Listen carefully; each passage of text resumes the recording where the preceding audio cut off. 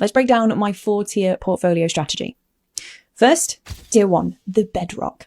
This is 40 to 50% of my portfolio. The goal here is simple. Fill this tier with assets that do well in scenarios 1, 2, 3, and even survive scenario 4. These are high survivability assets. It's a concept from the stock market. Some companies can weather any storm. They get battered, but they survive. And that exists in crypto too. Assets like Bitcoin, ETH, Sol, XRP, and even Doge. Again, I'm not telling you to ape in. I'm just pointing out a fact that they've been around for multiple cycles. They've bounced back from brutal 80 to 90% bear market crashes. So by definition, they are high survivability assets when compared to shitcoins that die after a few months. Now, obviously, in a full macro crash scenario 4, they would see temporary pain, but the thesis is they'd bounce back, just like they have before. This tier is my anchor. It ensures that at least half of my portfolio is built to last. Next up, tier 2, the narrative plays. This is about 30% of my portfolio. These are assets that will likely do well in scenarios 1, 2, and possibly 3. These are my high conviction narrative bets, and I'm focusing on narratives that have a real world hook. AI is the most obvious one. It's the biggest narrative on the planet, inside and outside of crypto. Then we have RWA. Larry Fink, the CEO of BlackRock, is building massive RWA infrastructure. I don't bet against Larry Fink. Gaming is another one. Crypto gaming is still in its infancy, but the global gaming industry is a proven monster. The potential's there. Humanoid robotics is another one. It's an upcoming one. DeFi is expanding out into the real world too, again with Larry Fink leading the charge. Anyway, you get the idea.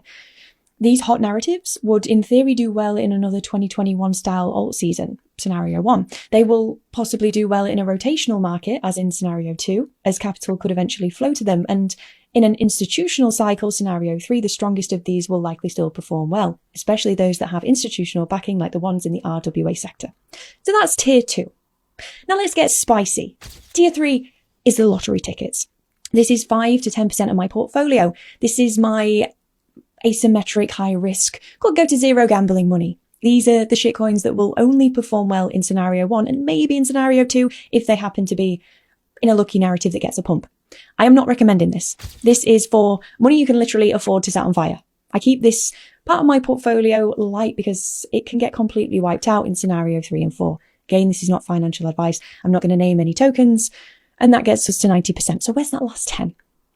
The final 10% is tier 4, the dry powder, which is just cash.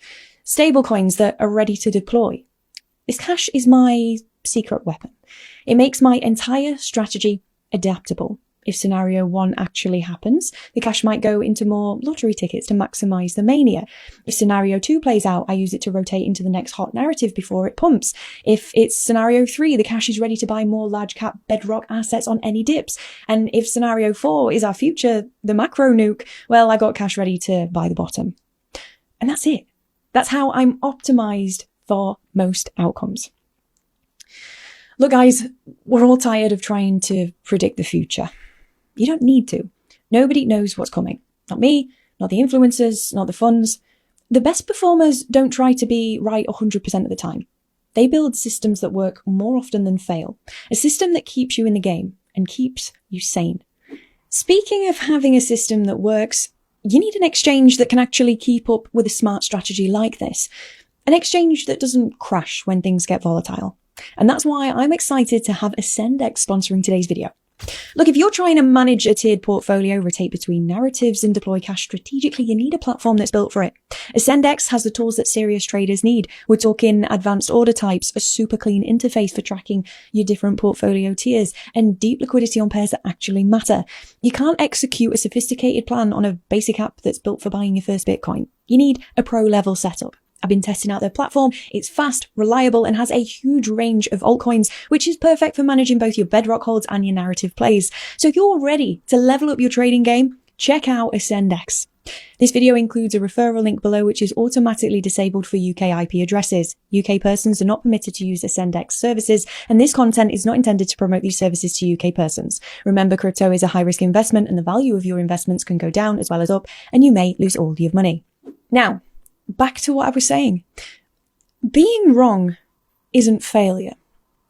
Staying wrong, that's what wrecks people. Alt season, as we knew it, it's probably gone. But a smarter, leaner, harder version of this market is here.